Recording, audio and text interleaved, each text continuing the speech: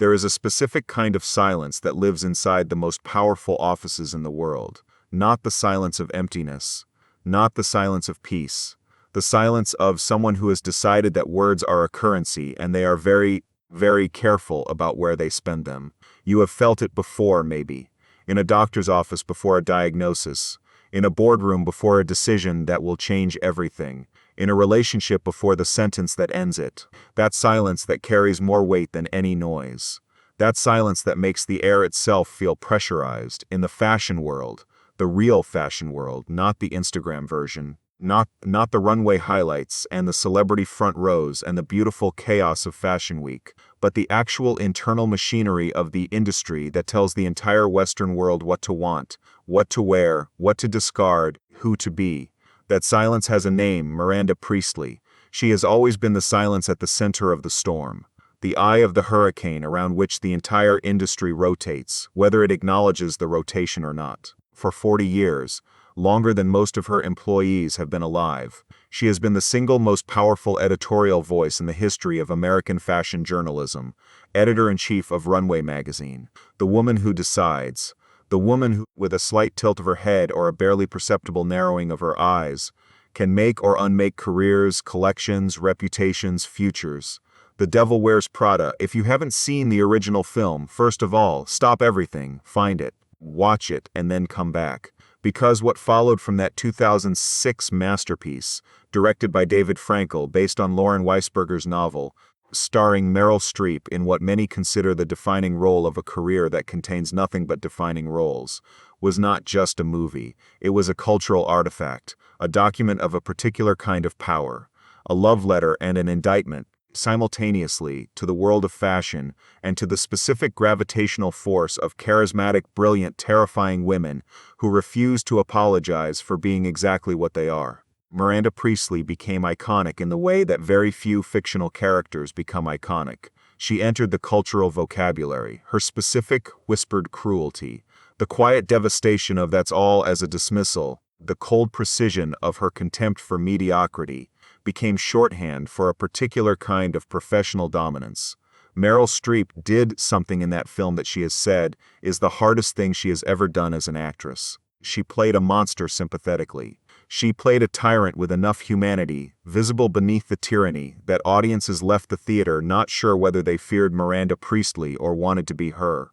Possibly both, as in Andy Sachs, Anne Hathaway's Andy, the young woman who walked into Miranda's orbit as a sacrificial lamb and walked out the other side, not unchanged, not entirely intact, but more herself than she had ever been. Who learned, in the crucible of working for the most demanding boss in the world, what she was willing to sacrifice for success and what she was not. Who stood at the edge of the metaphorical ocean, a car in Paris, a moment of recognition, a phone dropped in a fountain, and chose herself. That was 2006. This is now. The Devil Wears Prada 2 arrives in a world that has changed so completely since the original film that the changes themselves become part of the story. The fashion industry of 2024 is barely recognizable to the fashion industry of 2006. Social media has democratized the traditional hierarchy of taste-making. The print magazine is not dead, exactly, but it is on life support in ways that would have been unimaginable when Runway ruled its world without competition. Instagram, TikTok, YouTube, the entire infinite scroll of digital content creation has produced a generation of fashion influencers who have, in some metrics, more reach than the most powerful editor-in-chief who ever lived. And Miranda Priestly has been watching all of this happen, with those eyes, with that silence. And she has been deciding very carefully what to do about it. That is where we begin. The opening of The Devil Wears Prada 2 is one of the great opening sequences in recent fashion film history. And I say that understanding that fashion film is a small category. We don't see Miranda immediately. The film is too smart for that. It understands that anticipation is everything, that the audience's desire to see Meryl Streep's face is a resource to be managed carefully. So instead we see Runway's offices. But Runway's offices in 2024 are different from Runway's offices in 2006, and the difference is doing narrative work from the very first frame. The building is the same. The lobby, with its marble and its absurd floral arrangements and its parade of impeccably dressed staff, is the same. But something has changed in the atmosphere. Something in the way people move through the space, quicker, more nervous, with the particular quality of controlled panic that develops in institutions that were once unassailably certain of their importance and have recently begun to doubt. The art department is half the size it was. The editorial floor has been reorganized to accommodate a digital content team that didn't exist 8 years ago, and that the print people regard with a mixture of resentment and fear. There are screens everywhere showing social media analytics, follower counts, engagement rates, reach metrics that would have been meaningless in this context a decade ago and are now, apparently, the primary language in which Runway's business conversations happen. And then Emily Charlton played in the first film by Emily Blunt with a desperate, funny, wounded energy that made her simultaneously the film's comic relief and its most emotionally honest character, is now Runway's executive creative director. She is thinner than she was, impeccably dressed as always, in a way that reads as personal armor rather than pleasure. Her hair is immaculate. Her expression is the expression of someone who has been running at maximum capacity for a very long time and has learned to make the strain look like composure. She is on her phone. She is always on her phone. This is one of the film's first jokes, and it lands cleanly. Emily, who in the first film was perpetually tethered to her BlackBerry as an extension of Miranda's consciousness, is now perpetually tethered to her iPhone as an extension of Runway's digital strategy. Different phone, same anxiety, different decade. Same Emily, she is managing 3 things simultaneously as she walks through the editorial floor. A conversation with the digital team about an influencer partnership that Miranda hasn't approved yet and will absolutely have opinions about. A conversation with the fashion director about the September issue cover shoot that is currently in crisis. Because the photographer has developed an artistic disagreement with the stylist that threatens to derail everything.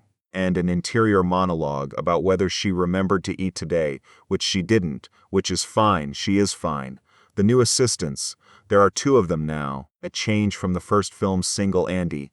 Watch Emily move through the office with the specific awe and terror expression that is the universal face of someone new to the Runway ecosystem.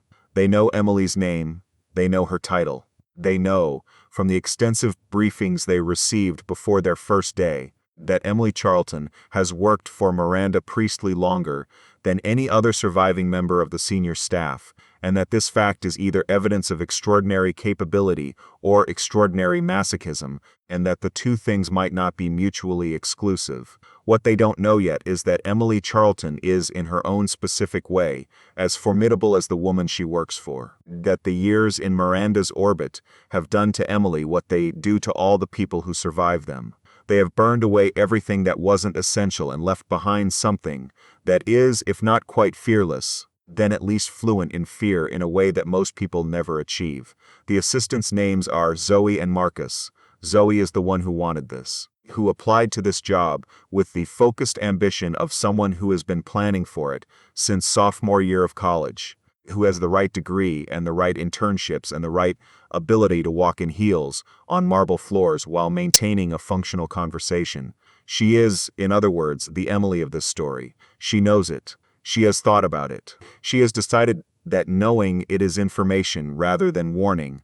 Marcus wanted to be a fashion photographer and is working as an assistant to the most important editorial voice in fashion, as a calculated step toward that goal, which is either strategic thinking or spectacular self-delusion, and possibly both. He is warm in ways that are slightly dangerous in this environment. He cares about things openly, without the protective layer of irony that Runway's culture seems to require. This will cause him problems. The film knows this, he is doing it anyway, and then Miranda's car arrives. The film handles this moment the way the first film handled it, as an event, as a weather change. The entire office doesn't exactly react visibly, because visible reaction is not permitted, but something shifts in the atmospheric pressure of the building. Phones go to pockets, conversations become quieter, posture improves across the floor simultaneously without anyone giving or receiving the signal. It simply happens, the way things happen when a powerful enough gravitational field enters a space. Meryl Streep walks through the door. And here Here is where I need to talk about what this performance is doing, because it is doing something extraordinary that requires full attention and full credit. The Miranda Priestley of The Devil Wears Prada 2 is the same character, unmistakably, specifically, irreducibly the same person. The white hair, the whispered voice, the utter absence of warmth in professional contexts, the way she moves through space as if the space has the privilege of containing her rather than the other way around. All of this is exactly as it was, and she is different, not changed in a way that announces itself, not softened, not mellowed, not made more sympathetic by the passage of time in the explicit, easy way that lesser films would have handled the challenge of continuing this character. She is different in the way that genuinely powerful people are different as they age, more concentrated, more distilled, as if the years have stripped away whatever residual uncertainty or performance might have existed, and left behind something that is completely, essentially itself, and there is something in her eyes that wasn't there in the first film. Knowledge, not just intelligence. Miranda Priestley has always been one of the most intelligent characters in cinema. This is different. This is the specific knowledge of someone who has lived long enough to see everything they predicted come true, including the things they predicted with dread. Someone who knew that the industry was changing, and watched it change, and made choices in response to that change, and is now standing in the aftermath of those choices, looking at what she built and what she has to rebuild, and what, if anything, she is willing to do differently. She does not look at the new assistants. She passes them as if they are furniture, not cruelly, not deliberately, simply because she has learned over 40 years that new assistants require a period of observation before they are worth the cognitive effort of actual acknowledgement. They will either last or they won't. She will know which category they fall into within approximately 90 days. There is no reason to invest attention before the information is available. She goes directly to Emily. What follows is the first real conversation of the film, and it establishes the dynamic between these two women, the evolved, adult, post-survival dynamic, with a precision that a lesser script would have taken much longer to achieve. Miranda says, "The digital team's numbers from last quarter were adequate." Emily, who knows exactly what adequate means in Miranda's vocabulary, says, "I'll let them know." Miranda says, "Don't. It will make them complacent. Where is the Valentino correspondence?" Emily produces it from the folder she has been carrying, which contains 12 different items that Miranda might ask for in the first 60 seconds of the workday. Because Emily has been doing this long enough to have a very accurate model of Miranda's first 60 seconds requirements, Miranda takes the correspondence. She reads it while walking. She reads the way some people breathe, automatically, at full capacity, without devoting conscious attention to the mechanism. She says, still reading, "The September cover is in crisis." Emily says, "It's being managed." Miranda says, "By whom?" Emily says, "I'm on it personally." Miranda says, "You have 17 other things you're on personally." Emily says, 18. And Miranda, without looking up from the correspondence, makes a sound. Not a word, a sound. Somewhere between acknowledgement and amusement and something that might, in a different context, be called affection. Emily has heard this sound before. She knows what it means. It means, "You're exactly who I need you to be, and I will never say that aloud, and you already know it." This is their relationship. This is what 2 decades of proximity and survival and mutual dependence has produced. A professional intimacy that communicates in subtext and implication, that has evolved past the need for much of what ordinary professional relationships require. They know each other, not in the way that friends know each other. Miranda doesn't have friends, or if she does, they exist in a dimension of her life that this film, like the first one, is not interested in documenting. They know each other in the way that people who have spent enormous amounts of time in high-pressure situations together know each other, which is to say, completely, and without sentiment. Now, the story, the narrative engine of The Devil Wears Prada 2 is set in motion by something that the first film's world could not have imagined. A threat from below. Not a competitor in the traditional sense. Not another magazine, not another editor-in-chief, not another institution of the same type, competing for the same territory. A threat from the entirely different world of digital media. From a content creator named Cassidy Vale. Cassidy Vale is 26 years old. She grew up in Ohio. She started posting fashion content on YouTube when she was 17, on a laptop in her childhood bedroom. wearing clothes she had thrifted and styled herself, talking to a camera in a way that was at once completely unpolished and completely, magnetically watchable. She was funny, she was specific, she was honest about money, and about the inaccessibility of high fashion in a way that the fashion media establishment had never been, because the fashion media establishment's entire business model depended on aspirational inaccessibility. She now has 43 million followers across platforms. Her single video reviewing the new Chanel collection, from the perspective of someone who would literally never be able to afford Chanel, got more views in 48 hours than Runway's entire digital presence receives in a month. Her partnership deals with major fashion houses, partnerships that the houses entered somewhat reluctantly, because working with influencers still carries a faint whiff of compromise in certain boardrooms, generate revenue figures that would have been impossible to predict 5 years ago. And she is about to do something that will force Miranda Priestly to pay attention to her specifically. She has gotten access to Runway's September issue, 3 weeks before publication. Not the final version, a leak, a rough cut, something that passed through enough hands in production to eventually make its way to someone who made a choice. And she has made a video about what she found. The video is called, "What Runway Doesn't Understand About Fashion Anymore." It is 42 minutes long. It is meticulously researched and argued with the specific passionate intelligence of someone who has spent 9 years thinking about fashion from the outside, and therefore can see things that the inside cannot. It covers the September issue's choices, the models selected, the styling decisions, the editorial perspective, and makes the case comprehensively and with evidence that Runway has been operating on an aesthetic and cultural framework that is approximately 15 years out of date, that the magazine's understanding of who fashion's for and what it is supposed to do has calcified into the image of the industry as it existed at its peak power, and that the world has moved on while Runway's editorial voice has remained in place, gradually becoming a museum exhibit of taste rather than a living expression of it. It does not mention Miranda Priestly by name, once. It does not need to. The video goes viral in the way that truly incendiary content goes viral.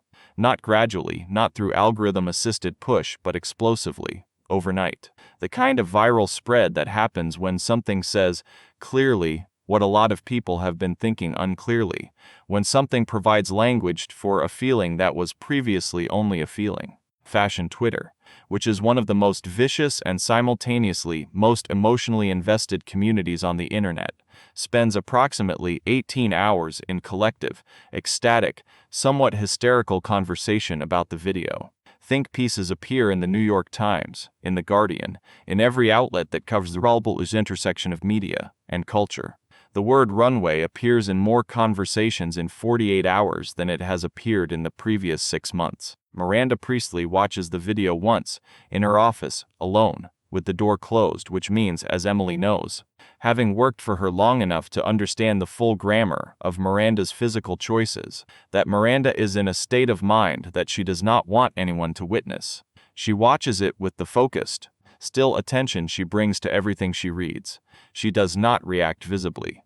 The camera, in the film's most technically adventurous choice, which is to have a sustained, uncut close-up on Meryl Streep's face for the duration of Miranda watching the video, gives us 30 seconds of that face. And what Streep does in those 30 seconds is the film's first genuinely great performance moment. Because what you see is not anger, not dismissal, not the reflexive contempt that would be the safe, easy, expected response. What you see is recognition. Miranda Priestly, watching a 26-year-old from Ohio dismantle her professional judgment in front of 43 million people, is watching something she has on some private level already known. Something she has been choosing not to say, choosing not to fully examine, choosing to defer while the industry and the culture and the technology changed around her faster than any strategic plan could accommodate. And the recognition, the specific, costly recognition of someone confronting the gap between what they know and what they've been willing to act on, is visible in her eyes briefly, for approximately 3 seconds, and then it closes. And the expression that replaces it is the expression that has terrified people for 40 years, the expression that says, "I have decided what to do. You will find out what that is when I am ready to tell you." She calls Emily in, she says, Find out who she is. Emily already knows who Cassidy Vale is. Emily has been following Cassidy Vale's work for 2 years, with the specific quality of attention she brings to anything that seems like a potential threat to the institution. She has dedicated her professional life to protecting. She has been waiting for this conversation. She has been, in the way that Emily is always several steps ahead of where she needs to be, quietly preparing for what comes after this conversation. She says, Cassidy Vale, 26, YouTube, Instagram, TikTok, 43 million followers, Ohio State, journalism degree. She's been doing this since she was 17. She is not going away. Miranda says, no. A pause. Miranda says, I want to meet her. Emily says nothing. This is not the response she expected, which means it is not a response she has prepared for, which means she is doing what she always does when genuinely surprised, absorbing the information with her face in neutral and doing the interior recalculation as quickly as possible. She says, shall I have her brought in? Miranda says, no, I'll go to her. The silence that follows this statement is the most significant silence in the film's first act. Miranda Priestley going to someone, going to them, rather than summoning them to her. The inversion of the natural order of Miranda's world is so complete, so unexpected, that Emily simply stands there for a beat longer than she normally would before saying, of course, I'll arrange it. Miranda says, arrange nothing, I'll find it. Emily says, you'll find. Miranda says, that's all, Emily. And it is in fact all. Here is where we need to find Andy. Andy sacks Andrea. She has always preferred Andrea, though she has learned over the years that the informal versions, that the INFORMATIONAL has stuck in the cultural memory of everyone who knew her during the runway years, and there is simply nothing to be done about it. Is 38 years old. She is the editor-in-chief of The Thread, the online publication she co-founded 7 years ago, that has become one of the most respected long-form journalism platforms in the country. Not fashion journalism, real journalism, investigative pieces, cultural criticism, political reporting, the kind of long-form feature writing that takes months and produces pieces that are actually read from beginning to end rather than scrolled past. She is good at this. She is, by every objective measure, readership, industry recognition, the caliber of the writers she attracts, the impact of the work her publication produces, genuinely excellent at what she does. She has built something real, something that would have felt like the fulfillment of every dream she had before Runway. And yet the film does not rush to show us the and yet. It earns it. It gives us Andy's life as it actually is before it shows us the cracks in it. We see the office, which is small and slightly chaotic, and full of the specific energy of people who care deeply about the work they're doing, and are underpaid relative to that caring.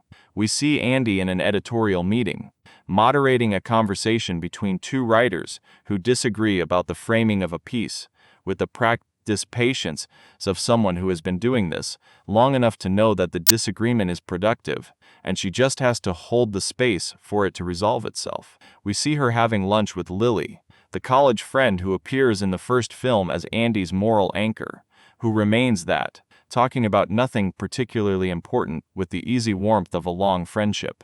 Anne Hathaway plays this version of Andy with something that the first film's performance didn't have room for: stillness. The Andy of the first was in perpetual motion, running, scrambling, adapting, surviving. This Andy is still. She has found a pace that matches who she is rather than who her environment demanded she be. And the stillness, which reads at first as contentment, slowly begins to reveal itself as something more complicated. She is not unhappy. This is important. The film makes this clear. She is not secretly miserable, not repressing something, not running from anything. She has built a life that she is genuinely proud of and genuinely invested in. The thread is real. Her friendships are real. The work matters, but there is a specific and nameable absence in her professional life, and the film identifies it through the smallest possible means. A pause before she answers a question.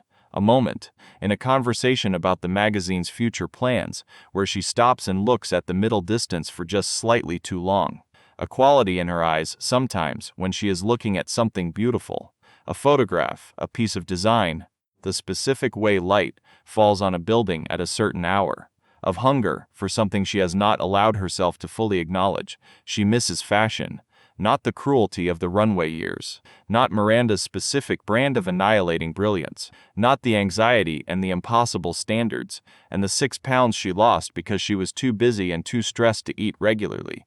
She misses the beauty of it, the specific, irreplaceable experience of being inside the world that decides, on a global scale, what beauty looks like, the access to creativity at its highest level, the collections and the photographs and the way a perfectly made garment can do things to a person that no other art form quite accomplishes. She has not said this to anyone. She is not sure she has fully said it to herself. And then she gets the call from Miranda, not from Emily, not through any intermediary. Miranda Priestley calls Andy Sachs directly, on her personal cell phone, in the middle of a Thursday afternoon, and the number is unlisted and Andy should have no way of knowing it's Miranda, and yet she knows. She knows before she picks up. She picks up anyway. Miranda says, "I need your help." 4 words. From Miranda Priestley, "I need your help." 4 words that represent, in the context of this character and this story, something so improbable that Andy simply holds the phone in silence for a moment, processing. She says, "Hello, Miranda." Miranda says, "Don't be dramatic about this." Andy says, "I'm not being dramatic. I'm being surprised." Miranda says, "There's a meeting I need to attend and I need someone with me who understands both worlds." "You do." Thursday. Andy says, "I have a magazine to run." Miranda says, "So do I." Thursday at 3. The address will come from Emily. She hangs up. Andy stares at her phone. Then she puts it down. Then she picks it up again and looks at it. Then she puts it down. Then she says to the empty room, "Well, the meeting Miranda is attending is with Cassidy Vale. And this, the structure of it, the specific awkwardness of the arrangement, is one of the film's most interesting creative choices.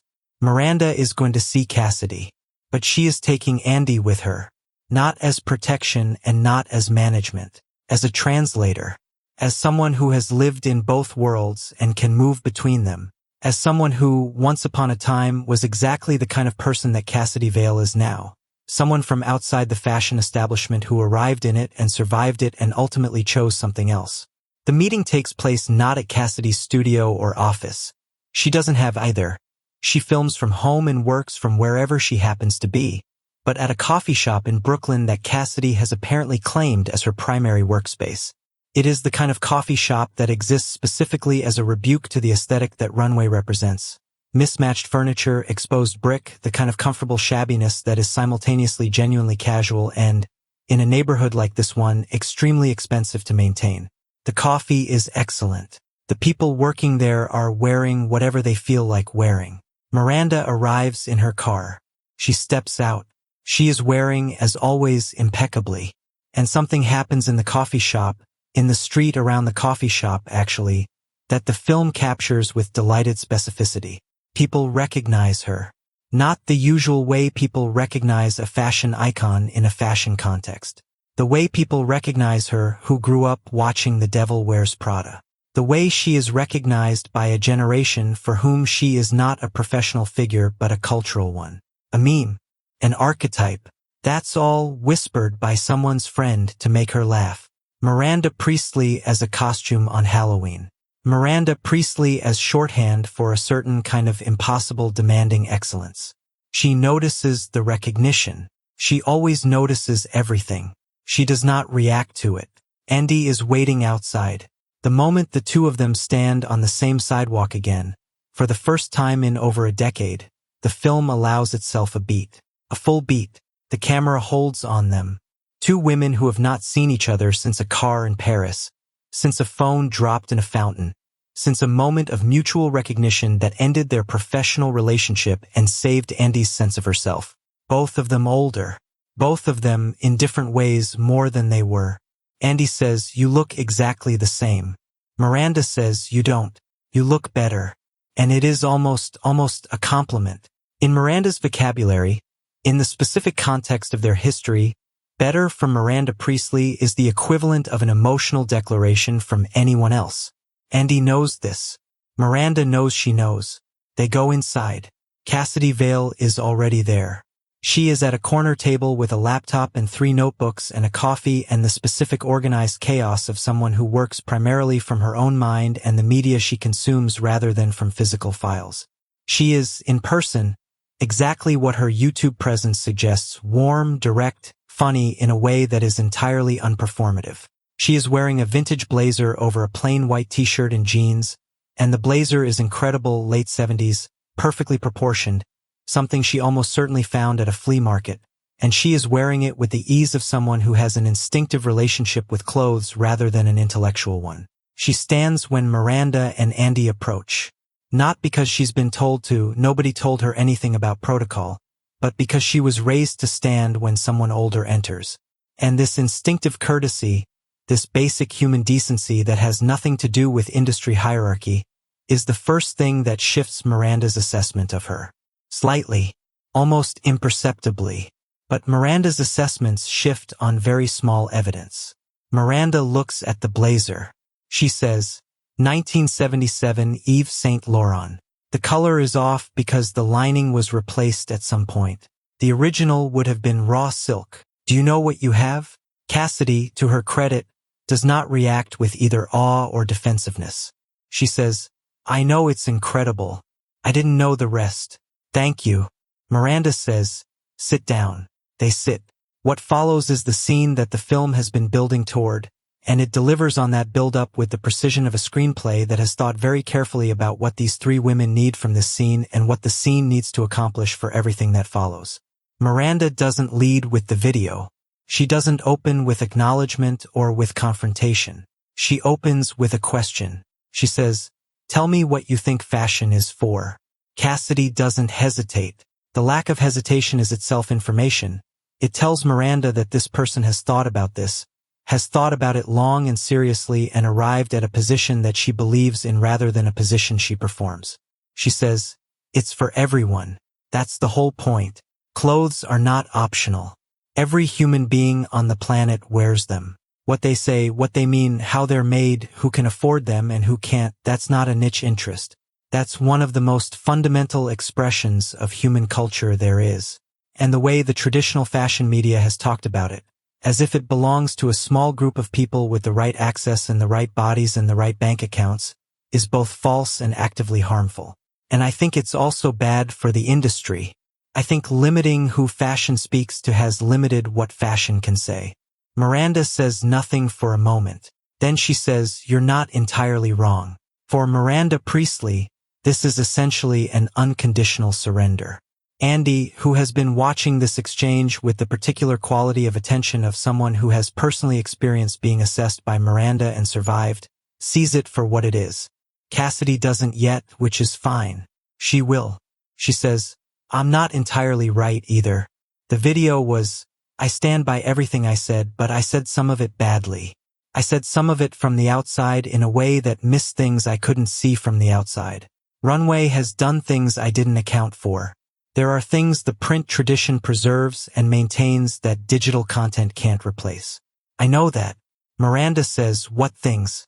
Cassidy says, the authority of the permanent image. When something appears in Runway, it becomes a record. The digital world is infinite and nothing in it has weight. That weight, the weight of a printed page, of an editorial choice that will be archived and referenced and studied, that's real. I don't have that. I make things that disappear into the scroll in 48 hours. I've got 43 million people who'll watch my next video, and none of them will remember the one from last week with anything like the clarity of a Runway September issue from 2003. This is the moment that determines everything that follows. Because what Cassidy has just demonstrated, in addition to being right about everything she said, is that she is capable of the one thing that has always been Miranda Priestley's most essential professional requirement: self-awareness in the service of excellence. The willingness to identify your own limitations not as a defeat but as information. The capacity to know what you don't know. Miranda says, I have a proposal. Andy says, at the same moment, entirely involuntarily, oh no. Both Cassidy and Miranda look at her. Miranda's look contains, buried deep beneath several layers of professional composure, something that is recognizably amusement. Andy says, sorry. Continue.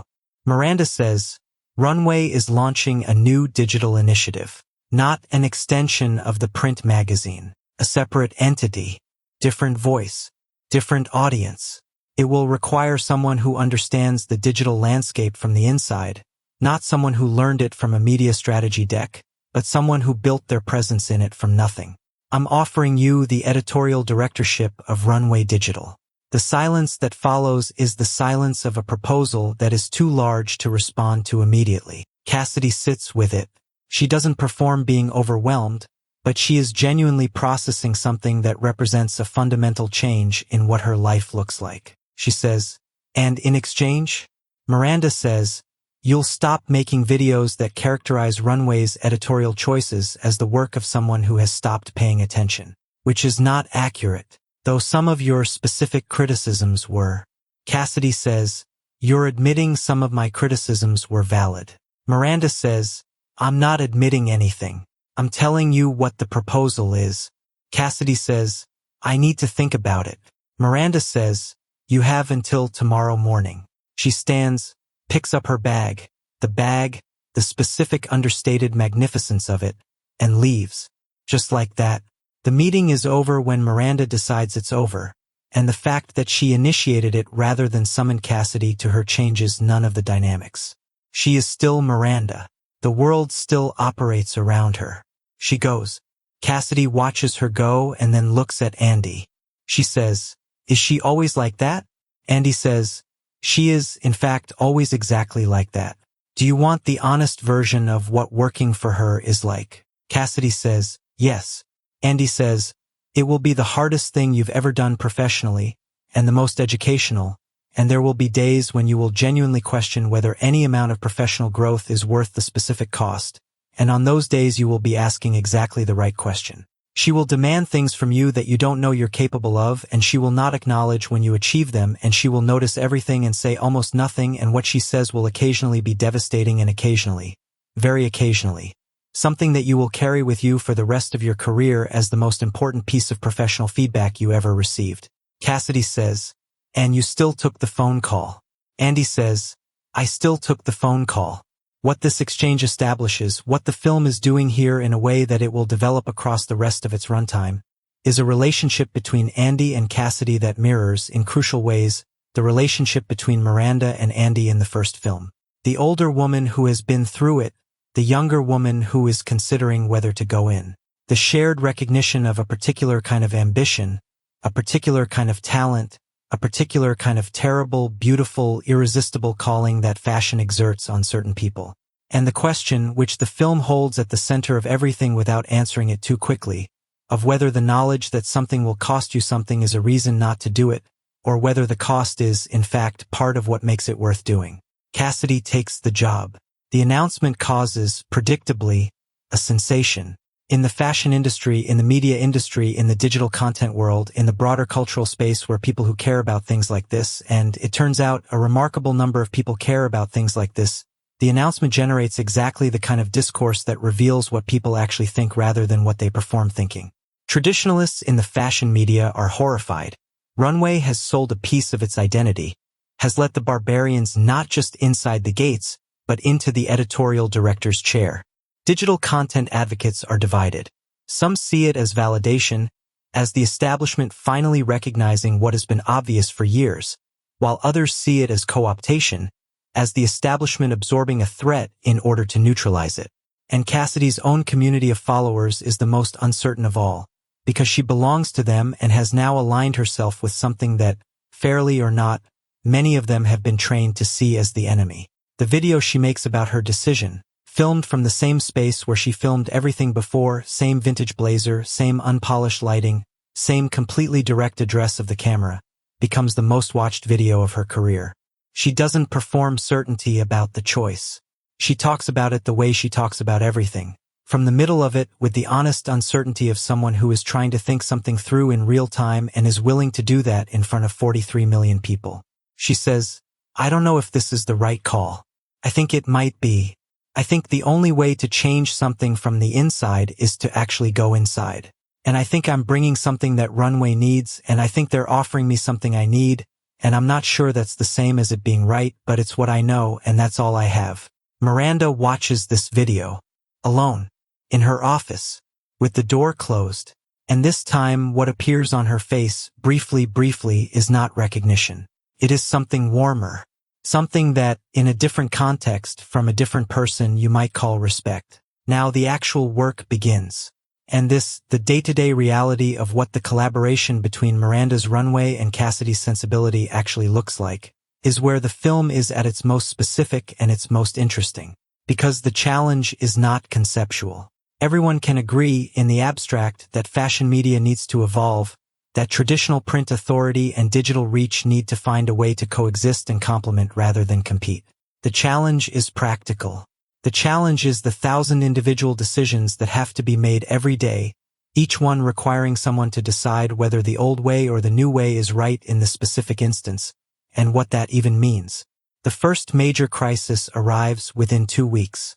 A photographer, one of the most respected names in the industry, someone whose relationship with runway stretches back 2 decades, has created a series of images for the first issue of Runway Digital that are, by every traditional measure, extraordinary. The lighting is extraordinary. The compositions are extraordinary. The models are extraordinary. The clothes are extraordinary. And Cassidy looks at them and says, "These will not work." Emily looks at her. The new assistants look at her. The art director, who has worked with this photographer for years and knows exactly how much these images cost and how much of herself the photographer put into them, looks at her with an expression of controlled fury. Cassidy says, "They're not wrong. They're perfect. That's the problem. They are so perfect that they will read as content from a publication that is making its digital move by doing exactly what it's always done, which tells the audience that nothing has actually changed." Perfect in this context reads as refusal to engage. We need something that has the quality and the vision, and these images have both, but that also has something messier. Something that admits that it exists in a world where the images are going to be viewed on phones, in feeds between memes and personal photographs and ads. We need work that knows where it lives. The photographer is not brought into this conversation. This is Emily's decision. She handles it the way she handles everything. Efficiently, completely, with the specific combination of diplomacy and steel that 20 years working for Miranda has produced. She calls the photographer. She says what she says. The photographer, to her considerable credit, asks to see the brief. She looks at what Cassidy is proposing. She goes quiet for a long moment, and then she says, "All right, give me 3 days." What she comes back with is different from what she delivered the first time. Still extraordinary. You cannot ask a person of this caliber to produce work that isn't extraordinary. But different. There is something in the new images that the first ones didn't have: consciousness of the medium. An awareness that the images will live in a specific context and that the context shapes the meaning. The light is still extraordinary, but it is the light of a world that exists rather than the light of a world that has been perfected. The compositions are still extraordinary, but they breathe differently. They make room for the viewer in a way that photographic perfection, by its very nature, does not. Miranda sees both sets of images. She does not say which she prefers. She does not say that the second set is better. She says, "Publish the second set." And the way she says it, with a quality of decision that contains barely a quality of agreement, tells Emily everything about whether Miranda thinks Cassidy is right. Emily says nothing. She publishes the second set. The relationship between Miranda and Cassidy develops the way all of Miranda's important professional relationships develop, through testing. Through a series of tests that Miranda administers without announcing them, that the other person either passes or fails without necessarily knowing they were being assessed. The tests are never about knowledge. Miranda has never been interested in what you know. She has always been interested in what you do when you don't know, when you are in unfamiliar territory, when the answer is not available, when you have to produce something with the materials at hand rather than the materials you wished you had. Cassidy passes most of the tests. Not all of them. She fails one. A decision about a partnership with a brand that Cassidy's community loves and that Runway's history would forbid, in a way that is expensive and requires Emily to spend 2 difficult days managing the fallout. Miranda says nothing about this failure directly. She simply assigns Cassidy to a piece of work, a profile of a designer whose entire career has been defined by the tension between artistic integrity and commercial viability, that functions as both punishment and teaching. The piece that results from this assignment is the best written work Cassidy has produced in her career. She knows why. She says so to Andy when they are having dinner one evening, which has become a regular occurrence as the film progresses. Andy is functioning as an informal mentor to Cassidy, as someone who has been through the specific experience of Miranda's particular crucible and can offer context if not comfort. Andy and Cassidy's friendship is one of the film's great pleasures. It develops the way the best friendships develop in stories, not through a single bonding moment, not through shared crisis, but through the accumulation of small, honest conversations across time. They are genuinely interested in each other, not in the transactional way of people who share professional circumstance, but in the way of people who recognize in each other a similar quality of engagement with the world, a similar kind of caring, a similar refusal to pretend that things are simple when they are complicated. Cassidy says at dinner the evening after the partnership failure, "I made the decision I thought was right. I don't regret the reasoning. I regret the outcome, but not the reasoning." Andy says, "Miranda would say those aren't separable. That the outcome is part of the reasoning, and if the reasoning was right, the outcome would have been right." She would not say it in those words, obviously. But that's what she means when she assigns you a 6,000-word profile as a response to an editorial misjudgment. Cassidy says, "Do you think she's right about the outcomes thing?" Andy says, "I think she's right about 90% of the time and wrong in specific ways that she will never acknowledge and that the industry has historically been too afraid of her to point out. And I think the 10% she's wrong about is getting larger as the world changes in ways that her particular form of excellence didn't anticipate." Cassidy says, "But you still took the phone call." Andy says, "You already said that." Cassidy says, "It keeps being true." The September issue. This is the film's central professional crisis, the equivalent of the Paris sequences in the first film. The high stakes, high pressure, everything riding on this moment that tests everyone and reveals something important about what each of them is willing to do and what each of them is not. The September issue of Runway, the most important issue of any fashion magazine, the one that sets the tone and the direction and demonstrates the authority of the publication's editorial vision for everything that follows for the rest of the year, is in crisis of a specific kind. The cover is unresolved, not because of the photography, which is extraordinary, and not because of the styling, which is perfect, but because of a conversation that has been happening between Miranda and Cassidy and Emily about what the September issue of Runway is supposed to say about Runway in this specific year, in this specific moment, in this specific conversation between print tradition and digital reality. The version that Miranda wants is the version that Runway has always been: authoritative, aspirational, magnificent in its distance from ordinary life, a document of fashion at its highest level of access and exclusivity and craft. The version that Cassidy wants is something that has never appeared on a runway cover in 40 years of publication. A model who is recognizable as a human being rather than a symbol. Not a celebrity. The celebrity cover is a different thing entirely, and Runway has done it strategically for decades. Person. Someone specific. Someone with a face that tells a story rather than simply presenting an ideal. The argument between them about this, which happens in Miranda's office, with Emily present as a kind of witness referee, which is a role Emily has occupied in more conflicts than she would like to count, is the film's best written scene. Because neither of them is wrong.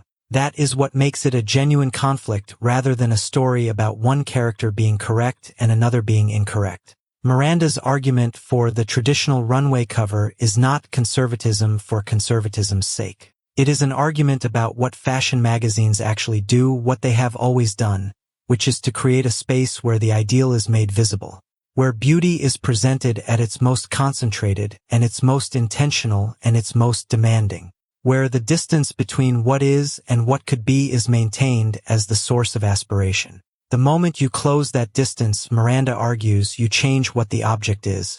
You make it something that tells people they are already fine as they are, which is a kind thing to say but is not the business of a fashion magazine. The business of a fashion magazine is to show people something better than what they have. That is not cruelty. That is art. Cassidy's counter-argument is equally substantive. The aspiration that Runway has always offered, she says, has always been offered to the same people. The same bodies, the same skin tones, the same economic bracket. The same vision of what better looks like, which is not a universal vision but a specific one, a very particular, very cultural, very contingent one that has been presented as universal for so long that both the industry and much of the audience has forgotten that it is a choice. That every cover is a choice.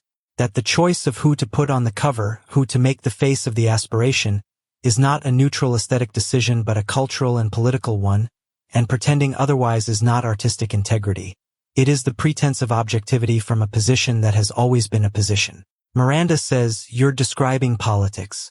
"I'm interested in fashion." Cassidy says, "They're the same thing."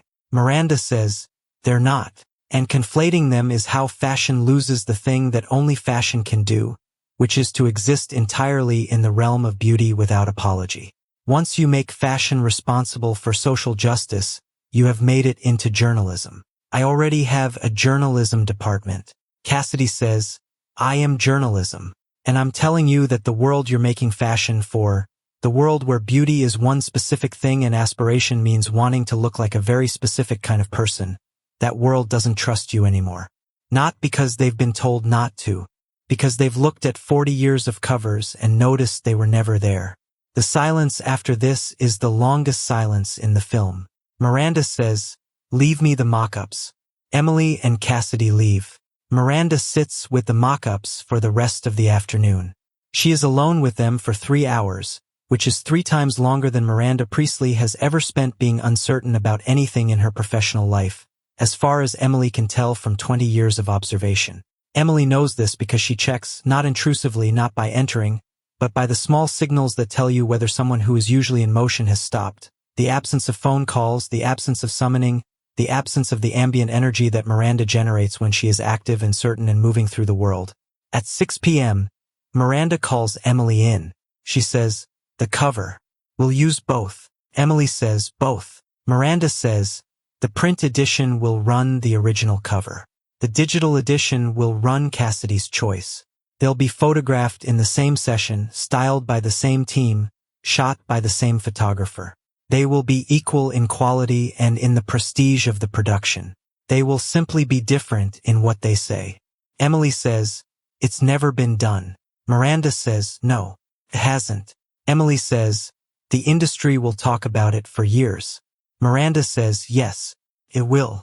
Emily says, "It might be brilliant." Miranda says, "It will be brilliant." That's all, Emily. The September issue shoot is the film's centerpiece sequence, and it is where the film's emotional and visual energies converge most completely.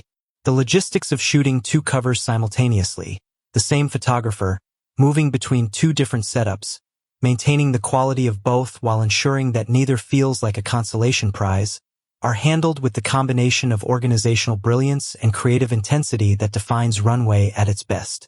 Emily is in her full element here, which is to say she is simultaneously managing 17 different things and making it look like 4. The new assistants, Zoe and Marcus, are learning more in this single shoot day than they have learned in the previous 2 months combined. Cassidy is on the floor for the entire day. This is unusual. The editorial director of Runway Digital has no particular reason to be at the print cover shoot, but she is there because she needs to see it. Because understanding what Runway is at its best requires seeing it actually function rather than reading about it or watching it from outside. And what she sees, the specific, extraordinary quality of attention that every person in this room is bringing to their work, the collective commitment to getting it exactly right, the way Miranda moves through the set not as a tyrant but as a conductor, drawing from everyone around her the precise quality of work that the moment requires, is something she did not fully understand before she walked into this room. She says to Andy, who is there because Andy has been drawn back into this world more completely than she had planned and has stopped trying to resist the pull, "They actually care." Andy says, "They have always cared." That's the part the outside narrative misses. It's easy to see the cruelty and miss the passion underneath it. Everyone in this room would work twice as hard for half the pay if the work was as good as this. Cassidy says, "Is that a defense of the way the industry treats people?" Andy says, "It's an observation about the people in the industry. The defense is a different conversation." Cassidy says, "When do we have that conversation?" Andy says, "Probably when there's more wine available." The covers are shot. They are extraordinary. both of them in their specific, different, complementary ways. The print cover is the kind of image that will be referenced in photography books for decades. Technically faultless, aesthetically commanding, the distillation of what Runway has always stood for made visible with the full force of the magazine's accumulated authority. The digital cover is different in ways that the film captures with a specificity that I find genuinely remarkable. It is human. Not less beautiful, it is, in fact, no less technically accomplished than the print cover, because Miranda would not permit anything less. But the beauty is the beauty of a specific person rather than the beauty of an ideal, and the difference is everything.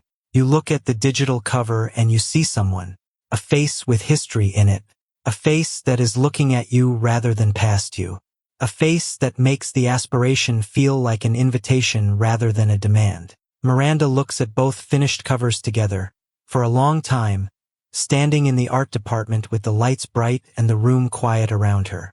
She says to no one in particular, "Yes, that's all." The days before publication are the calm before the storm of a different kind. The industry rumors have started. Things always leak in fashion. There is a specific, beautiful, exhausting ecosystem of information exchange that operates below the level of official communication. And what is being rumored is accurate enough to be alarming to some and exciting to others. 2 covers. Simultaneous. Equal. The most traditional fashion magazine in the world and its new digital entity presenting 2 different visions of what the most important issue of the year is supposed to say. Emily is managing the communication strategy with her usual combination of total control and concealed panic. Zoe is running Cassidy's social media presence for the announcement, which is the most public-facing thing she has done in her time at Runway, and which she is approaching with a focus and a precision that Emily has noticed and noted, and will almost certainly deploy in a more significant context in the near future. Marcus has been assigned to the photography team for the announcement campaign, not as an assistant but as a junior photographer, which is more than he expected and which he is handling with the concentrated excitement of someone who has wanted this for a long time and is genuinely afraid of doing it badly. And then there is the conversation between Miranda and Andy that the film has been moving toward from the moment Andy answered the phone. It happens late, after the shoot, after the immediate publication crisis has been resolved and the announcement strategy is set and the immediate pressure has released enough to allow for something other than professional transaction. Miranda calls Andy into her office, not summons in the demanding sense, calls, which is slightly different and which Andy notes. And they are alone together in the space that has always been Miranda's most complete expression of herself, the office that is simultaneously a working environment and a statement. That is, like Miranda herself, both functional and beautiful and completely uninterested in your comfort. Miranda says, "Why did you leave?" Andy says, "I think you know why." Miranda says, "I know the narrative version you've told about why. I'm asking what was actually true." This is the question that the first film's ending left open. The choice Andy made, the phone in the fountain, the refusal, the walking away, was presented in that film as clearly right, clearly correct, as the assertion of self that the story had been building toward. And it was. But good stories are rarely finished with their own clean endings, and the more complicated truth, the one that lives underneath the satisfying narrative version, is that choices made in moments of clarity are still choices with consequences, with costs, with things left unresolved. Andy says, "I left because I was becoming someone I didn't want to be. Because the version of success that working for you represented required me to want things I didn't actually want and stop wanting things I did. And I was good enough at performing the person who wanted those things that I was starting to lose track of the real version." Miranda says, "And the version you chose instead. You're satisfied with it." Andy says, "I'm proud of it." Miranda says, "That's not what I asked." The silence. Andy says, "I miss things. I didn't expect to miss them as much as I do. I told myself that leaving was leaving it all behind, the beauty of it, not just the cost. And I was wrong about that. The beauty doesn't leave just because you do." Miranda says, "No, it doesn't." She says it with a quality that tells Andy, and the audience, that Miranda is not talking only about Andy's experience. That the acknowledgement is bilateral. That Miranda, in her own private language of understatement, is saying something about her own relationship with the cost of choosing this world completely. about the things that leaving certain things behind requires, about the price of the extraordinary which is always, in some form, the ordinary. Andy says, "Do you regret it? Any of it?" Miranda says, "Which part?" Andy says, "All of it. The way you've lived this. The things it's cost you." Miranda says, "I don't deal in regret. It's an imprecise instrument." Andy says, "That's not an answer." Miranda says, "No, it isn't." Another silence. Miranda says, "There is a position opening at Runway. Editor at large with a specific focus on the intersection of the print and digital editorial voices. It requires someone who understands both sides, who has credibility in the worlds of serious journalism and fashion, who has history with this institution without being defined by it." Andy says, "You're offering me a job." Miranda says, "I'm describing a position that exists." Andy says, "Miranda." Miranda says, "Yes or no, Andrea. I don't have time for performance." And here is the decision. The film has been building to this, to Andy's choice, which is a different choice from Cassidy's and a different choice from the one she made over a decade ago. It is not a choice between her integrity and Miranda's demands. That battle was fought and won. This is something more subtle and more interesting. A choice about whether the person she has become, the editor, the journalist, the woman who built something real on her own terms, has room in herself to also reclaim the thing she gave up. Whether choosing herself once means choosing against fashion forever, or whether the original choice was a course correction rather than a permanent exile. She says, "I'll need editorial independence. Genuine independence, not the version where editorial independence means I agree with you 90% of the time." Miranda says, "Obviously." Andy says, "I'll want to write sometimes. Not edit, right?" Miranda says, "We have writers." Andy says, "I want to be one of them occasionally." Miranda says, "Within reason." Andy says, "I'm going to need that defined." Miranda says, "You're negotiating with me." Andy says, "Yes." Miranda says, and there is something in her voice that is different from anything you have heard from Miranda Priestley in the entire course of both films. Something that is warm, something that is genuine, something that is the authentic expression of a person who has been in the company of someone she respects for long enough that the performance has dropped. Good. Welcome back, Andrea. And there it is. The September issues are published. Both of them. Simultaneously.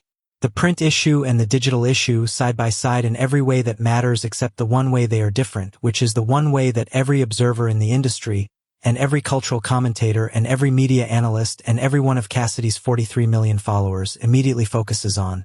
The conversation that follows is the most significant conversation about a fashion magazine publication in years. It is not always comfortable. It is not always resolved into clean conclusions. But it is happening. It is, by any measure, actually happening. And Miranda Priestley started it. The reviews are extraordinary. Not universally positive, extraordinary meaning significant, meaning consequential, meaning the kind of response that tells you something important touched something important in a lot of people. The print cover is praised with the language that Runway's print work has always attracted: mastery, authority, the inevitability of perfection. The digital cover is praised in a different language: honesty, specificity, the radical act of making the aspirational human. And the fact that they are both Runway, that they are the same institution saying two things in the same moment and meaning both of them, that is what the conversation keeps returning to. As if the industry needed someone to show it that both things could be true simultaneously before it was willing to believe it. Cassidy makes a video about the response. She is not triumphant in it. She is, and this is what makes her particular talent what it is, honest. She says, "I don't know yet if what we did is right in the long run. I know it felt right. I know the conversations it's starting feel necessary. And I know that the woman who decided to do it, who I did not expect to be the person who decided to do it, is smarter than the narrative about her suggests, which maybe I should have known from the beginning, because people who have held that much power for that long are never as simple as the narrative makes them." Miranda does not watch this video where anyone can see her, but she watches it. The film's final sequence brings all four women, Miranda, Andy, Emily, Cassidy, together in a single room for the first and only time in the story. Not a crisis meeting and not a celebration. A working meeting. The planning meeting for what comes next, for the direction of both publications in the year ahead, for the decisions that will shape what Runway is and what it says and who it speaks to moving forward. It is, in other words, the least cinematic possible ending for women around a table talking about work, and it is perfect, because it is real, because it is what all of it was actually about, the work, the endless, demanding, impossible, magnificent work of making something that matters in a world that keeps changing the meaning of matching. Emily is running the meeting because Emily runs everything, because that is who Emily is and who she has always been and who she has finally, in the specific way that 20 years of surviving something extraordinary will produce, become fully at peace with being. She is not Miranda's shadow. She never was, though it took her longer than it should have to understand that. She is herself. Completely, specifically, formidably herself. Cassidy is making notes in one of her notebooks, the same notebooks from the coffee shop, which have traveled with her from that first meeting through everything that followed. She is listening the way she always listens, with her whole attention, with the quality of presence that is one of the most essential tools of her particular kind of journalism. She will process everything said in this room and eventually, not immediately, not until she has lived with it long enough to understand it, make something from it. She always does. Andy is watching Miranda. Not obviously. Not the way she watched Miranda in the first film, with the contained terror of someone trying to survive close proximity to something dangerous. With something more complicated. With the specific, hard-won ability to see someone clearly without flinching from what the clarity reveals. Miranda is extraordinary. Miranda is limited in specific ways. Miranda has built something that matters and has paid prices that were real. Miranda is, underneath everything that the career and the authority and the decades of chosen distance have built, a person who loves fashion with a purity and a totality that is genuinely rare and genuinely worth something. Andy knows all of this. She holds all of it simultaneously. That is, she has come to understand what it means to be an adult in relationship with someone you admire and disagree with and have been permanently shaped by. Miranda is speaking. She is describing the direction she wants the print magazine to take in the coming year, a direction that is, to Andy's ear, slightly different from the direction it has been moving. Not dramatically different. Not a capitulation to anything that Cassidy's video or the dual-cover September issue argued for.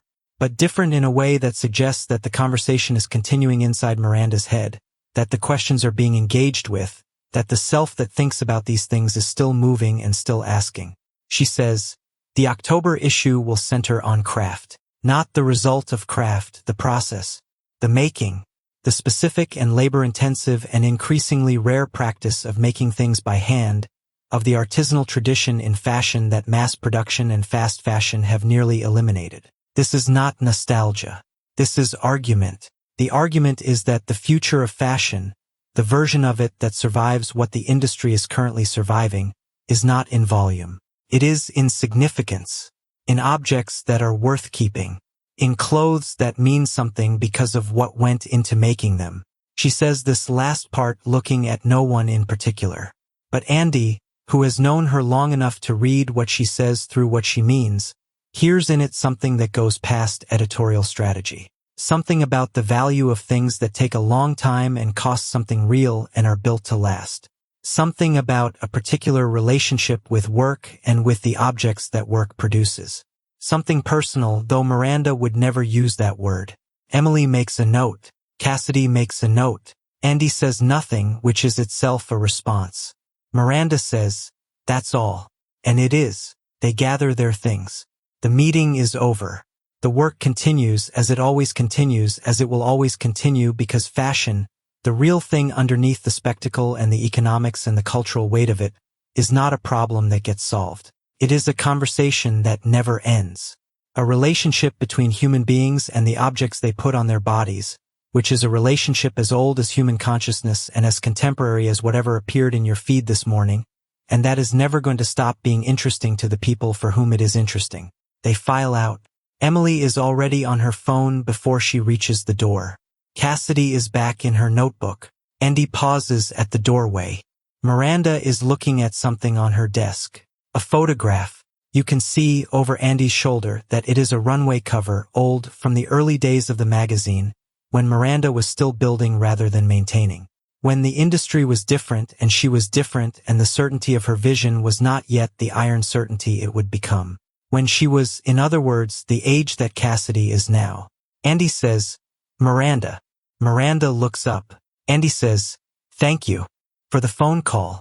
Miranda says nothing for a moment, and then she says something she has never said to anyone, in any professional context, for any reason, in 40 years of ruling the world that she built. "You're welcome, Andrea." And Andy smiles, and she goes. And Miranda looks back at the photograph. The film ends on Miranda, alone in her office, which is where she has always been most completely herself, surrounded by the things she has built and the evidence of what those things cost. The silence that she inhabits by choice rather than circumstance. The window with its view of the city that has been the setting of her life's work. She picks up a pen. She makes a note on the document in front of her. She is working. She is always working. She will always be working. And in the work, in the endless, demanding, impossible, magnificent practice of caring about fashion at the highest possible level, she is, whatever else she may or may not be, entirely, absolutely, without apology, herself. The screen goes to black on her face, which is as it should be. Now let me tell you what this film is actually doing. The Devil Wears Prada 2 is not, despite its structure and its genre markers, simply a sequel about the fashion industry. It is a film about the confrontation between legacy and evolution, about what happens when the thing you built to last meets the world that has moved past it, about the specific courage required to look at something you have been doing for 40 years and ask, without defensive deflection, whether the way you have been doing it is still the right way. Miranda Priestley's arc in this film is one of the most quietly radical arcs in recent Hollywood storytelling, and I say that understanding that she is a fictional character in a fashion movie and that radical is a large word. But what Miranda does in The Devil Wears Prada 2, what she chooses and how she chooses it, and what she is willing to lose in the choosing, represents a kind of courage that the film never explicitly names and never celebrates. It simply shows it. It trusts the audience to recognize it. She could have responded to Cassidy Vale's video the way powerful people typically respond to credible criticism, with dismissal, with counterattack, with the leveraging of institutional authority to make the criticism disappear or at least become quieter. She has done this before. She has the tools and the relationships and the specific form of social power that would make it possible. Nobody in the industry would have been surprised to see Miranda Priestley destroy a 26-year-old content creator's access to the traditional fashion world rather than invite her to reshape it. She doesn't do that. She does the harder thing. The thing that requires acknowledging, without performing the acknowledgement, that the criticism contained truth. That the institution she built is not as complete as it believes itself to be. That the version of fashion that Runway has always represented is one version. Magnificent, authoritative, genuinely important, and not the only version, and that the inability to see other versions has cost the institution something it didn't notice losing until the world pointed to the absence. This is not a conversion narrative. Miranda does not become a different person. She does not abandon the aesthetic values or the professional standards or the demand for excellence that have defined her career. What she does is more interesting than conversion. She expands. She chooses to hold more than she was holding before, to add Cassidy's vision to her own without subtracting from either, to make the September issue of Runway into an argument that the dichotomy is false, that tradition and evolution, authority and accessibility, the aspirational and the human, are not opposites and never were. They are different tools for the same project, which is the project of using fashion to say something true and something beautiful about what human beings are and what they want and what they deserve. Andy's return to the fashion world is the film's more personal arc, and it works because it is honest about the ambivalence that the first film's ending left unresolved. The Andy who walked away from Runway was right to walk away. That moment was real. The person she became in the decade that followed, the journalist, the editor, the builder of something genuine on her own terms, is not a consolation prize or a lesser life. She chose well. She chose herself. And she also gave something up when she made that choice. Something that wasn't just the career or the access or the proximity to power. Something that was the beauty, the specific, irreplaceable, occasionally maddening, frequently transporting beauty of caring about fashion. And the film gives her back what she gave up not as a reward or as a correction of the original choice, but as evidence that choices don't have to be final. That the self that made one decision at one stage of life is capable at another stage of making a different decision from a different place. That returning to something you once left is not regression. It's development. It's the spiral of a life lived honestly. Emily is the film's secret hero. She has always been. In the first film, Emily Blunt turned what could have been a comic foil into a full human being. Someone whose apparent shallowness was revealed, gradually, to be the product of specific choices and specific costs, not of actual shallowness. The Emily of The Devil Wears Prada 2 is that Emily at full maturity, with all the costs paid and all the choices owned and all the survival integrated into who she actually is. She is formidable in the best sense. Someone who knows what she is capable of and deploys that capability with precision and without apology. She is funny in the way that people are funny when they are completely confident in their own perspective. She is, in her specific way, exactly as extraordinary as Miranda in exactly the ways that Miranda is not, which is to say, she is human. Fully, messily, completely human in a way that Miranda has chosen not to be, and the humanity is not weakness. It is, in fact, her greatest professional asset, because it allows her to function as a bridge between Miranda's vision and the world Miranda's vision has to exist in.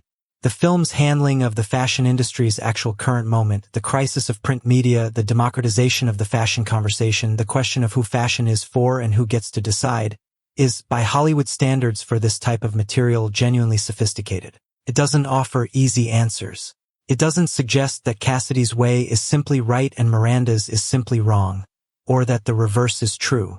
It takes both positions seriously enough to let them argue with each other at full strength, and then it finds a resolution that is not a compromise, because compromise means both sides give something up, but a synthesis. Both things are true. Both things can coexist. The question is whether the institutions and the people can expand enough to hold both. The film's weaknesses are real and worth naming. The romantic subplot, involving Cassidy and a junior member of the Runway Digital team that the film introduces in its second act, is the weakest element. It exists, one suspects, because test audiences or studio notes demanded some romantic content, and it has the quality of material that was included reluctantly and therefore executed without full conviction. It doesn't damage the film significantly, but it interrupts the momentum in ways that a tighter edit would have eliminated. The film also tends, in its second act, to trust its themes slightly more than its drama.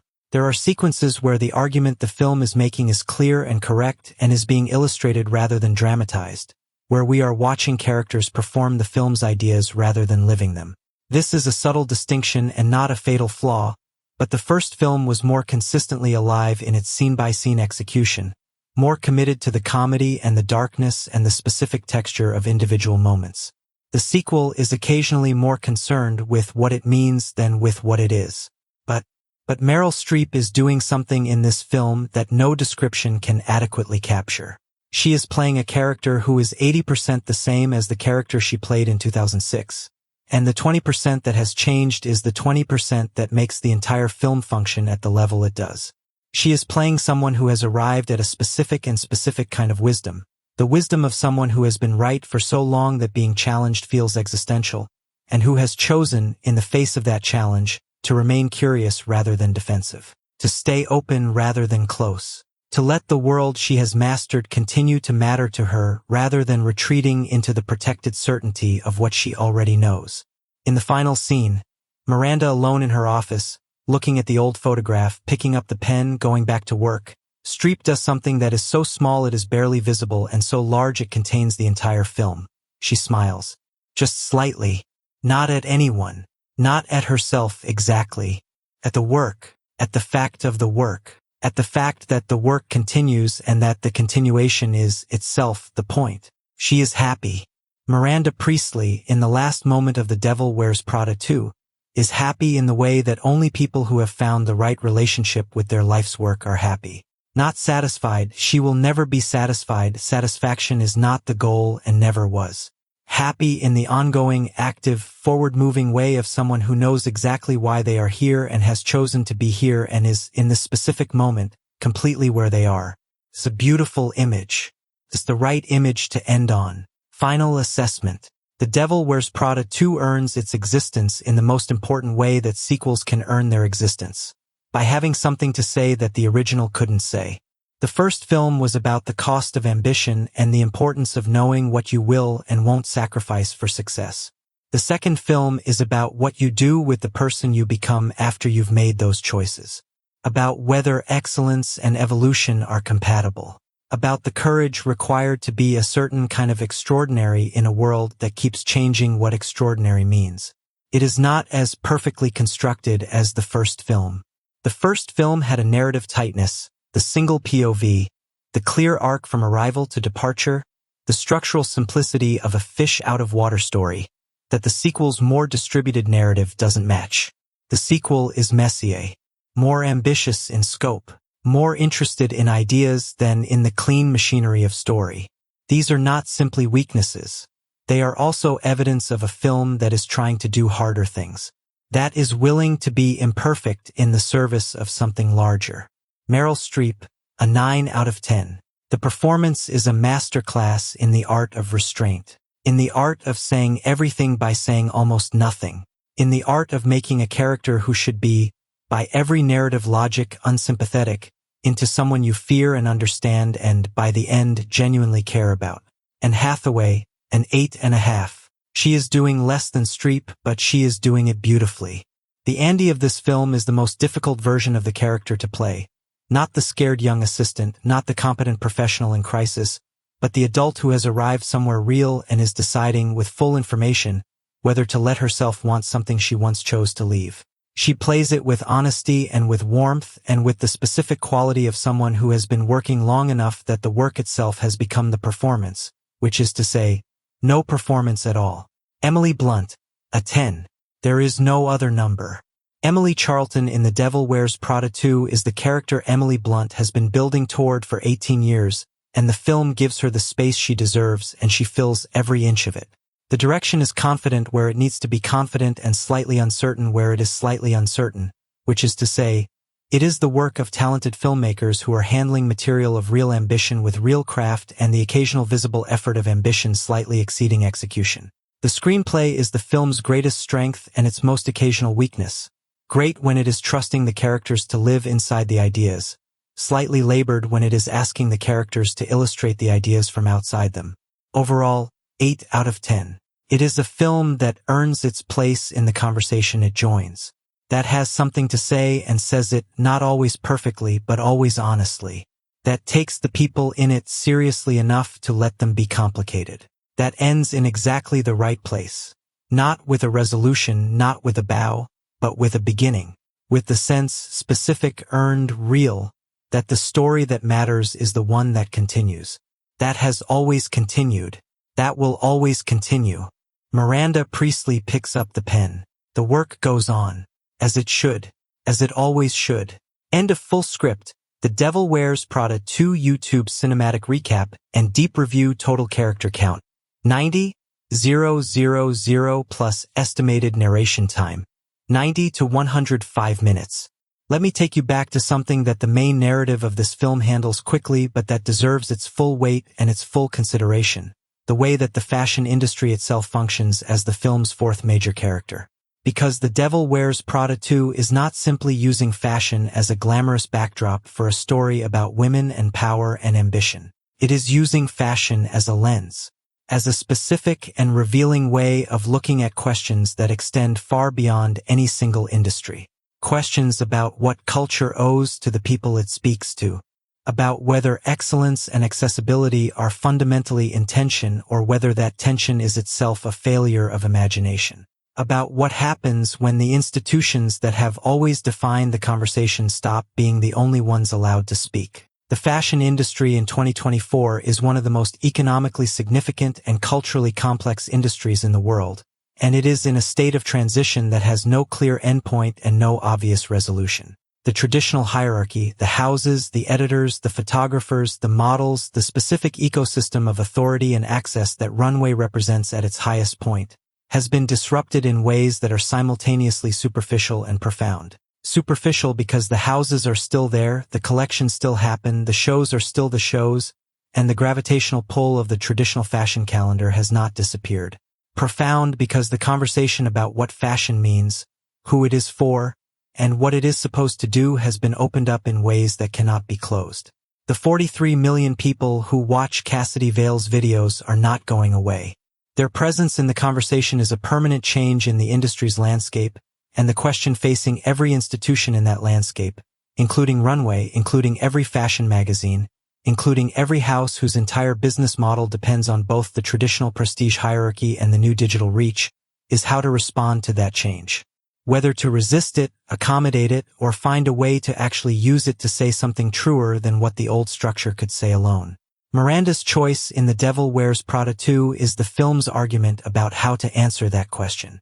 And the argument is neither simple nor complete. The film is too honest for simplicity and too intelligent for completeness. What it offers instead is the thing that the best art offers in moments of genuine cultural transition. Not answers but the quality of questions. Not resolution but the model of someone sitting with irresolution long enough and honestly enough to find something in it that is worth building from. There is a scene small, easy to miss in the momentum of the September issue sequences, where Miranda is walking through the digital team's workspace. Not because she was summoned there and not because anything urgent requires her presence. She is walking through it the way she sometimes walks through parts of the building that she hasn't recently been through, observing, cataloging, building or revising a model of what is actually happening in the institution that is her responsibility. The digital team is young, younger than the print team. They work differently, more noise, more visible conversation, more screens and less paper, the specific quality of energy that comes from people who are used to producing content in volume and at speed. They are good at what they do. Some of them are excellent. Miranda watches them with the expression she wears when she is taking something seriously enough to reserve judgment. One of them, a junior editor, maybe 23, totally unaware that she is being observed, is editing a short video with a quality of focus that is identical to the quality of focus Miranda has always demanded in the print department. The same total absorption. The same exclusion of everything that is not the work. The same relationship with excellence that Miranda has always recognized immediately and valued above everything else. Miranda watches her for approximately 30 seconds. Then she turns and goes. She does not say anything. She does not acknowledge the editor or alert anyone to her observation. She simply goes back to her office and, presumably, continues whatever she was doing. But she has added something to the model. She has seen something that confirms something she needed to confirm. And the confirmation, the evidence that the quality she has spent her career demanding and cultivating and protecting can exist in this new form of work as well as the old, is, in its quiet way, the most important thing that happens in the entire film. Because it is the moment when Miranda's choice stops being an intellectual decision and becomes something that is grounded in the thing she has always trusted most: evidence. What she can see with her own eyes. What she can assess with her own uncompromising standards. The quality is there. It was always going to be there, in the people who are serious enough about any form of creative work to bring themselves completely to it. Quality does not belong to a medium or a format or a tradition. It belongs to people. And people who have it will bring it to whatever work they are doing, whatever the platform, whatever the speed required, whatever the audience expects. Miranda has known this her entire career. She knew it about Andy, who she recognized as someone with genuine quality the moment she walked through the door, even if she would rather have swallowed her own white hair than said so at the time. She knew it about Emily, who has always been extraordinary in ways that the fashion world's hierarchy made difficult to fully recognize because Emily's particular excellence is not creative. It is organizational, interpersonal, strategic, and the hierarchy has always valued creative excellence above everything else, which is one of its persistent blind spots. She knows it about Cassidy Vale, which is why she made the phone call that set everything in motion. Miranda Priestley has always been able to see quality. That is the thing about her that makes her, despite everything, something more than a tyrant. Her cruelty has always been in the service of something she genuinely believes in. Her demands have always been, at their core, the demands of someone who thinks the world is better when the work in it is excellent, who is, in the deepest and most honest sense, on the side of the work, not on the side of herself, though she is also on the side of herself completely and without apology, but on the side of what the work can be when it is done by people who care enough. The film's treatment of what excellence actually looks like, what it costs, what it requires, what it protects, and what it destroys, is more sophisticated than the first film's treatment, which was necessarily filtered through Andy's outsider perspective. The Andy of the first film is learning what excellence costs. The characters of the second film, including the Andy who has returned, already know the cost. They are grappling with the more complicated question of whether the thing purchased at that cost is worth what was paid. Emily's answer is clearly yes. Has always been yes. The version of Emily who stands in that planning meeting, running the room with the precision and the warmth and the absolute competence of someone who has arrived, is a woman for whom the cost was the education, for whom everything that runway required, the impossible standards, the terrifying proximity to Miranda's specific genius, the years of subsisting on professional adrenaline and very little else, produced exactly the person she is. She would not be who she is without the cost. She knows this. She is, in the specific way of someone who has thought about it and arrived at peace rather than simply not thought about it, fine with it. Cassidy's answer is still forming. She is 26 and she has just entered the cost-paying phase. The film ends before she has enough information to answer the question honestly, which is exactly right. The film knows that 26 is too young for that answer. The question needs more time. The cost needs to be fully paid before the accounting makes sense. Andy's answer is the most interesting, because Andy is the character who left and came back, who paid a cost and then walked away from what she paid it for and built something different, and now, standing at the door of the thing she once left, is deciding whether to re-enter. Her answer, the yes that is implied by her acceptance of Miranda's offer, is not the same yes as Emily's. It is a more complicated yes. A yes that knows what it is saying yes to and is choosing to say it anyway, not from inability to do otherwise, but from the recognition that the thing she is saying yes to is, in fact, what she wants. That the self who left was right to leave and the self who returns is right to return. That both things can be true.